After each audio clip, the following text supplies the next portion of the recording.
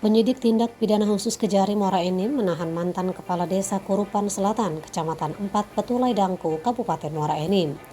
Dia adalah Yusman Effendi yang diduga menggelapkan dana desa dan anggaran dana desa sebesar 570 juta rupiah. Sebelumnya pada Kamis 16 Juni 2022, tersangka diperiksa selama lebih kurang 4 jam. Penahanan mantan Kepala Desa Kuripan Selatan ini mendapat pengawalan langsung dari Kanit Sabara Polres Muara Enim, Ibtu Yeti bersama anggotanya.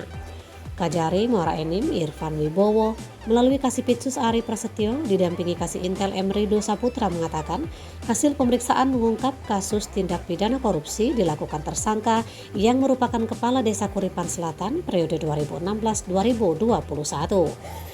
Selama yang bersangkutan memimpin sebagai kepala desa, tepatnya terhitung mulai 2016 hingga 2020, berdasarkan hasil penyidikan tim penyidik sudah menemukan 2 alat bukti terhadap perbuatan pidana dan telah menetapkan sebagai tersangka.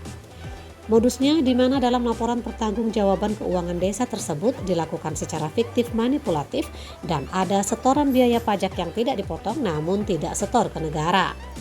Selain itu berdasarkan hasil pemeriksaan dan audit khusus yang dilakukan oleh Inspektorat di tahun 2021, potensi kerugian negara sebesar 570 juta rupiah. Pihaknya juga telah mengamankan barang bukti 187 dokumen. Tidak menutup kemungkinan dari pengembangan nantinya ada tersangka baru. Fahrozi melaporkan dari Kejari Muara Enim.